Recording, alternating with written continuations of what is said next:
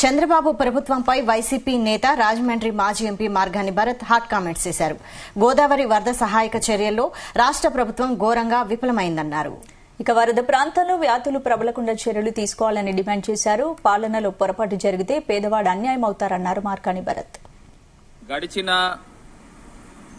10-15 రోజుల దగ్గర నుంచి కూడా వరదలు ఏ రకంగా ఉగ్రరూపం దాల్చిందో మనం అంతా కూడా చూస్తున్నాము.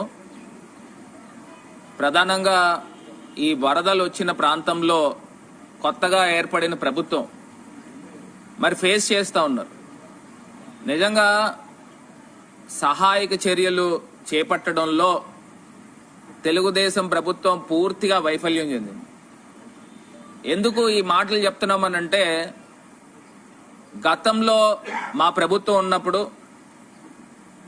సహాయక చర్యలు కానీ, రేషన్ అందించడంలో అయితే కానీ, లేకపోతే కాంపన్సేషన్ ఇవ్వడంలో అయితే కానీ, వాళ్ళకి సుమారుగా 1 రోజులు 2 నెలల పాటు వాళ్ళు డైలీ కూలీకి వెళ్లే వాళ్ళంతా కూడా ఉపాధి కోల్పోయి, ఏదైతే రహదారులతో ఈ వరద రావడం వలన ప్రత్యేకించి ఏజెన్సీ ప్రాంతాలు, మనకి ఈ ప్రాంతాలు చూసినట్టయితే కోనవరం కానీ, దేవీపట్నం ప్రాంతం కానీ, ఇవన్నీ కూడా చూస్తే పోలవరం ప్రాజెక్టు స్టార్ట్ అయిన తర్వాత మొత్తం బ్యాక్ వాటర్స్ అంతా కూడా ఈ ప్రాంతాలకు రావడం వలన పూర్తి స్థాయిగా ఇవన్నీ కూడా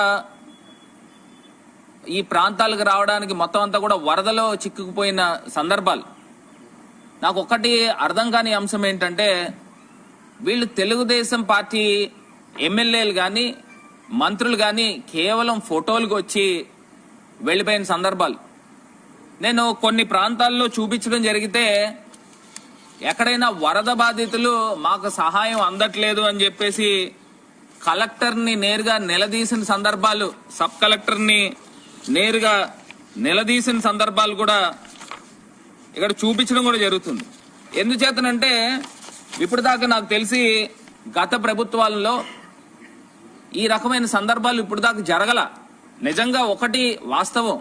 ఎందుకంటే ఈ వరదలు వచ్చినప్పుడు ఏదైతే కాళేశ్వరం దగ్గర నుంచి ఇలా పోలవరం మీదుగా వరదలు వచ్చినప్పుడు ఏజెన్సీ ప్రాంతాల దగ్గర నుంచి వచ్చే ఈ సబరి వాటర్ కూడా ఎక్కువ రావడం వలన, ఈ పోలవరం ప్రాజెక్ట్ కట్టడం వలన గతంలో సబరి వాటర్ అంతా కూడా గోదావరిలోకి వచ్చేసేది. 3వ ప్రమాదిక హెచ్చరిక వచ్చేదాకా కూడా అక్కడ ఏ రకమైన ఇబ్బందులు ఉండేది కాదు, ఏదో అడపాదడపా ఉన్నప్పటికీ కూడా.